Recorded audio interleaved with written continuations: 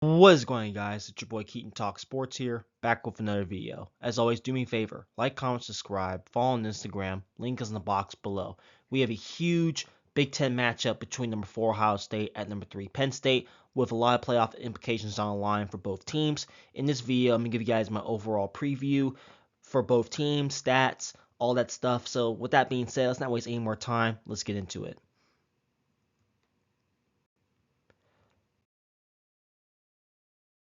Starting off, we have the 2024 regular season stats. We have Will Howard and Drew Aller. I'm going to start with Will Howard first. Total yards so far, 1,795. 17 touchdowns, just 4 interceptions. QBR rating of 86.6. Drew Aller, total yards so far, 1,640.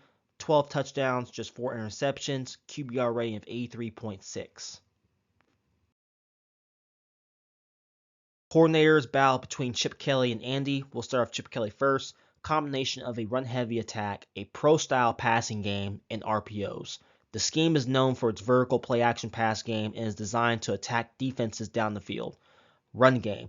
The offense combines a powerful run game with a vertical play-action pass game. Drop-back passing game. The offense uses shot plays and horizontal pass plays to stretch the coverage in different directions. Alignment. The offense lines up in certain ways to take linebackers out of the box and create opportunities to run the football. Tempo. The offense mixes tempos, including a healthy amount of no huddle to push the pace on defenses. Andy. Wordy but not necessarily complex, impossible to pigeonhole into one specific style, quarterback driven but not pass happy. The defining characteristic is an ability to engineer tentativeness and confusion with pre-snap motions and shifts. We have the battle between defensive coordinators between Jim Knowles and Tom Allen. We'll start with Jim Knowles first. A hybrid front structure that's based on a 4-2-5 base, but can be adapted to multiple looks. Jack position, a hybrid edge player who can roam the defensive line, rush the passer, or drop into coverage. Coverages, Buckeyes use cover 1 and cover 3 frequently, and quarters and cover 2 less often. Transitioning, the defense can easily transition from a 3 high odd front system to a 4-2-5. Knowles is known for coming up with creative ways to match up against Big Ten offenses. He might use a double eagle package, which features a 5-man front with 3 defensive tackles. Tom Allen, a 4-2-5 scheme with a linebacker safety hybrid ensures that Penn State's biggest liability the past 2 years is addressed. Allen's defense are designed to prevent the big play while keeping everything in front of them. The core philosophy to Allen's defenses are the same: takeaways, tackling, and effort. Rushing yards between the two teams, we'll start with Quinshon Judkins, 81 carries, 520 yards, averaging 6.4, longest 86 with 6 touchdowns. Travion Henderson, 62 carries, 449 yards, averaging 7.2, longest 53 with 4 touchdowns. Katron Allen, 101 carries, 509 yards, averaging 5.0, longest 26 with 4 touchdowns. Nicholas Singleton, 75 carries, 483 yards, averaging 6.4, longest 41 with 3 touchdowns. Receiving between the two teams, Jeremiah Smith, 35 receptions, 623 yards, averaging 17.8, longest 70 with 8 touchdowns. Emeka Ibuka, 43 receptions, 546 yards, averaging 12.7, longest 68 with 6 touchdowns. Tyler Warren, 47 receptions, 559 yards, averaging 11.9, longest 34 with 4 touchdowns. Harrison Walls III, 22 receptions, 250 yards, averaging 15.9, longest 50 with 2 touchdowns. Total defense, Ohio State is currently ranked number 2 in total defense. Penn State is ranked number 4 in total defense. Ohio State, 411 plays, 1,781 yards, yards per play, 4.33. OFF touchdowns, 9. OPP touchdowns, 9. Yards per game, 254.4. Penn State, 418 plays, 1,873 yards, yards per play 4.48, OFF touchdowns 10, OPP touchdowns 10, yards per game 267.6. So don't be surprised if these two defenses is what it takes to win the game, because I believe that both defenses are phenomenal, being in the top 5. So don't be surprised also if this game is a lower scoring game than people anticipate. But not least, we have the coaching battle between Ryan Day and James Franklin. So far, Ryan Day has had his number on James Franklin, who is currently struggling against Ohio State with a 1-9 record against Ryan Day. So, in my opinion, going into this game, as an Ohio State fan, I want to see Ohio State and Ryan Day be aggressive with the play calling. Because this game's at Penn State. Even though this game is not a night, this game's a noon game, it's still tough going into Happy Valley and getting a win. So in order for Ohio State to come out on top in this game against Penn State, who's currently undefeated, Ryan Day has to have his best game as a coach. Period. He has to. Because we've seen it time and time again. I've been critical of Ryan Day the past couple of seasons. There's times where he's very conservative. He's not aggressive with his play calls. He coaches scared, and that's cost Ohio State games in the past. So if he's aggressive with his play calling, if he's coaching confident, I believe Ryan Day is a great coach when he wants to be. But there's times where he's not a good coach. There's times where he gets out-coached and he gets in his own way. If he just gets out of his own way, coaches his game, Ohio State has what it takes to go into Penn State and get a dub. On paper, Ohio State is the most talented team probably in the country on both sides of the ball. Go out and show it. Don't talk about it. Be about the business. Go out there and get the job done against Penn State. There's really no excuse for you not to win this game if you're Ohio State. Now, if you were to ask me which coach has the most pressure on them, I think there's pressure on both coaches, like I just said about Ryan Day. And for James Franklin's sake, you struggle against Ryan Day. In your last 10 meetings, you struggle against Ryan Day miserably. This is an opportunity for James Franklin to come out here on Saturday and to put a stamp in the Big Ten. Right? Penn State's offense the last couple of seasons has not been good whatsoever. You struggle to put points on the board. You change your whole scheme, bringing in a new offensive coordinator to run the offense. Now look at what they're doing this year. They're putting up points at a high clip with a solid defense. So Penn State has what it takes to also win this game as well. You're undefeated. You're at home. This is a chance for James Franklin to show what he can do as a coach. And this is also an opportunity for Penn State, who's undefeated, against a good Ohio State team. You win this game, you're a legitimate contender for a national championship. But if James Franklin doesn't come out and coach his butt off in this game, if Penn State doesn't put up a good performance tomorrow against Ohio State, can we look at them and say that they're pretenders? So my point is, Penn State and Ohio State have similarities. I'm talking Ryan Day and James Franklin here, right? My point is, both coaches have a lot on the line tomorrow. I don't think it's one or the other. I don't think it's more pressure on Ryan Day. I don't think there's more pressure on James Franklin. I think there's a lot of pressure on both coaches. So I think whoever comes out and puts together a good game plan is going to win this game. That's just my opinion. As a Buckeye fan, I just want to see Ryan Day be aggressive with his play calls and be aggressive against this Penn, because you have to test this Penn State defense as well, who's also one of the best in the country. Because if you don't put pressure on that defense, you're not winning the game. So that's what it comes down to. Both coaches, whoever executes the game plan as a coach is going to win this game. So that's just my opinion. So let me know what you guys think about that one. Keys to victory for both teams. We'll start off Ohio State.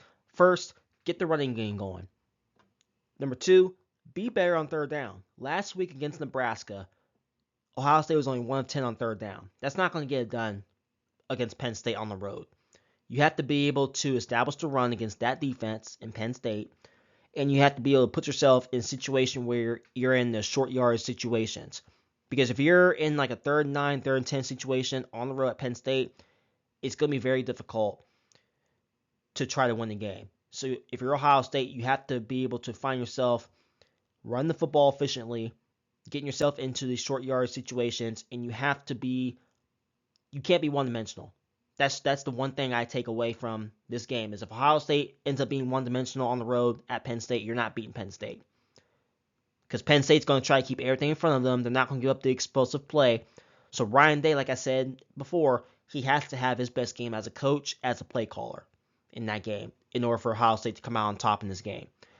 Next point, get ahead early to take the crowd out of the equation. And why is that important? Because Penn State, that's one of the toughest places to play in college football. There's a lot of people asking, well, how come this game is not at night? This is a matchup between number 3 and number 4. I have no idea. That's just what Fox does. Fox always puts big games at noon, and this is what we're getting. But for Ohio State, this is good for Ohio State that this game is not at night, because if this game was at night, it would probably be more difficult to go in there and get the dub. But regardless if it was at night or if it's at noon, it's still a tough place to get a win at. So Ohio State has to be able to execute all game long and give that crowd at Penn State nothing to cheer about. That's the only way Ohio State's going to win this game. You can keep Penn State on those sidelines. If you're Ohio State's offense, your goal is to keep that Penn State offense on the sideline for as long as possible. Milk the clock, run the ball efficiently, get yourself in those short yard situations. That way you're able to keep getting first downs, and that clock is moving. And then you have to win the time of possession, in my opinion, because if you win the time of possession and you're executing the offense, that's a recipe for success. That's what Ohio State has to do on the road. Like I said, sense of urgency, knowing that this team already has one loss. Ohio State has to come in with a sense of desperation that you can't have 2 losses, in my opinion, if you're trying to make a college football playoff run. You have to come in after losing to Oregon on the road the way you did by 1 point. You have to come in with a killer mindset if you're Ohio State. That's just what has to happen. Penn State keys to victory. Have to have an in-depth plan ready for both quarterbacks. You have to be able to disrupt the Ohio State's run game. That's just what you have to do. Penn State's defense is legit, like I said before. Their defense, I believe, has what it takes. I believe they have the playmakers to be able to disrupt Ohio State's run game. But the problem is, you have to be able to do that for 4 quarters. Because Ohio State is loaded everywhere. Offense, defense, whatever you want, whatever you name. You have to be able to do that for 4 quarters. You can't do it for 3.5 quarters, or else you're going to lose the game for Penn State. So that's what has to happen. And then the 4th quarter execution, like I said, it takes all 4 quarters. If you're trying to beat this Ohio State team, if you're Penn State, if you're James Franklin, who has struggled miserably against this Ohio State team, you have to do whatever you can. Scratch, claw, whatever it is. You have to be the more physical team. I believe whoever is the most physical team in this game has a chance to come out on top. And I think Penn State has to be that all game long if you want to come out on top against Ohio State, who is coming in desperate after losing to Oregon early in the year, knowing that they cannot, in my opinion, cannot lose another game if they want to make a playoff push. Now, Penn State, like I said before, if you lose this game, I don't think it's that big of a deal because you're still going to be in the top 12. Now, it also depends on how you lose the game. If you lose by a few points, okay, that probably does you justice in terms of making the playoffs and all that stuff. I still believe Penn State, even if they do lose this game, they're going to still be in the top 12. So that's why I think this game, looking at this matchup, this game is more important for Ohio State than it is to Penn State.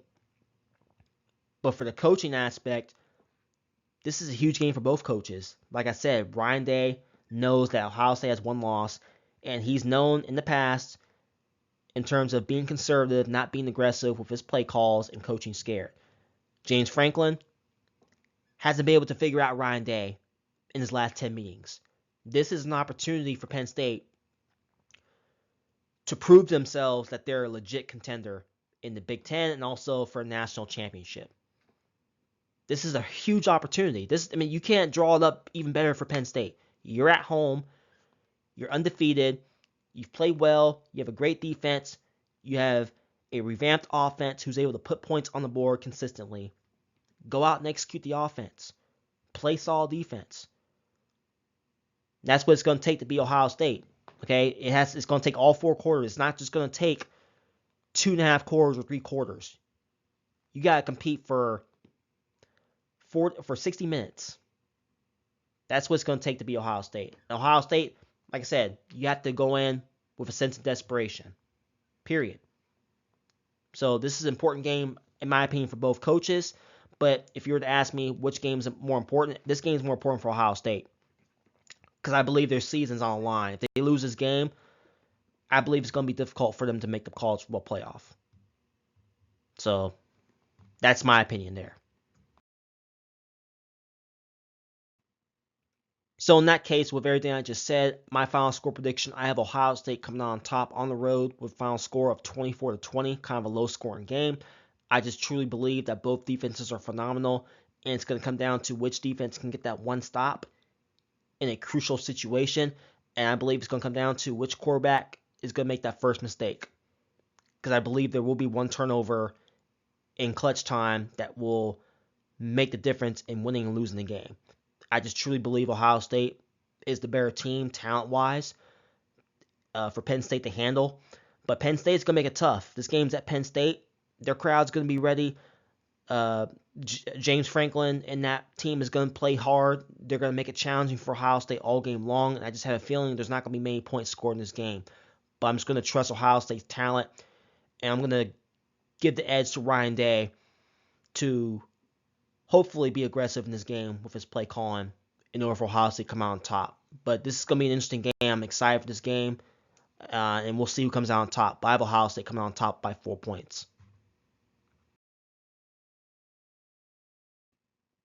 And that wraps up for this video. If you guys continue to like my content, you know what to do. Like, share, subscribe. It really helps out the channel tremendously.